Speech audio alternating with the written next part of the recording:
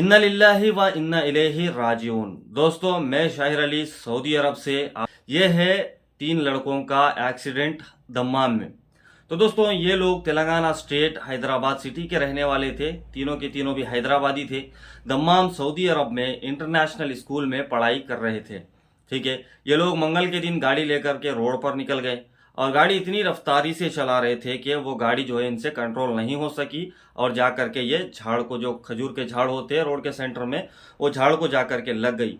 देखो गाड़ी की क्या स्पीड थी होगी कि इस तरह से गाड़ी लगी है। आप फोटो देख रहे होंगे गाड़ी की।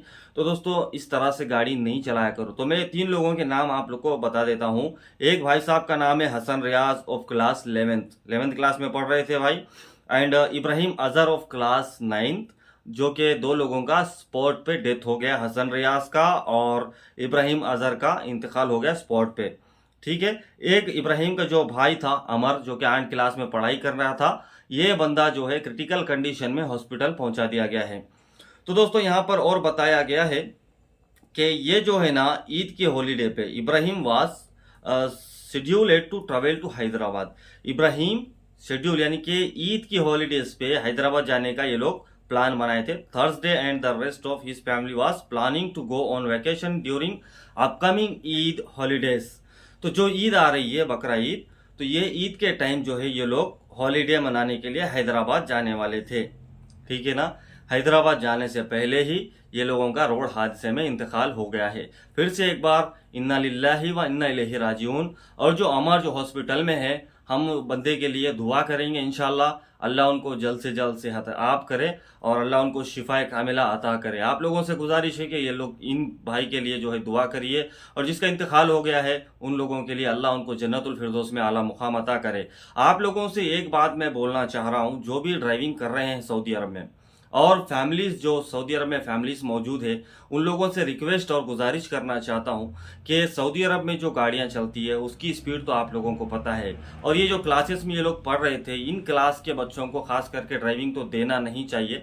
हाँ, ये अगर एक्सपर्ट हो जाते हैं तब भी ये लोगों को ये बातें बोलना चाहिए कि गाड़ी यहाँ पर धीरे चलाया करो। गाड़ी भगाने से कोई फायदा नहीं है। 5 मिनट लेट पहुंचने का 5 मिनट पहले पहुंचते हैं, उतना ही फर्क है और कुछ भी नहीं है।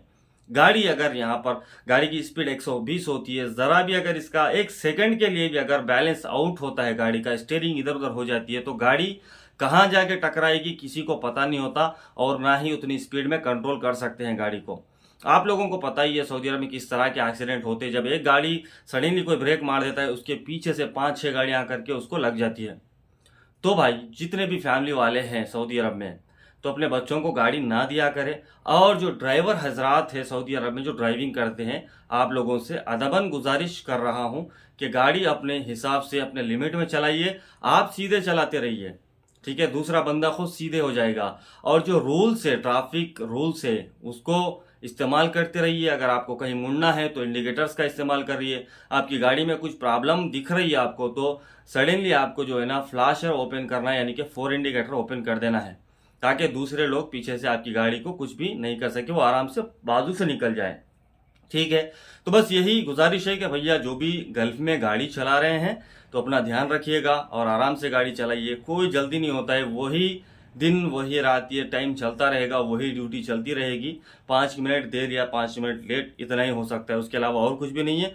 तो बस ये अपडेट आप लोगों के साथ शेयर करना था और ये गुजारिश करनी थी कि गाड़ी अपने हिसाब से चलाइएगा। अल्लाह हम सबको उसके हिफ्ज़ो अमान में रखे, आमीन या रब्बुल आलमीन। मिलते हैं आपके साथ ऐसे ही कोई न्यूज़ लेकर के। चलिए, मा सलामा, अल्लाह हाफिज़, फ़ी अमान अल्लाह।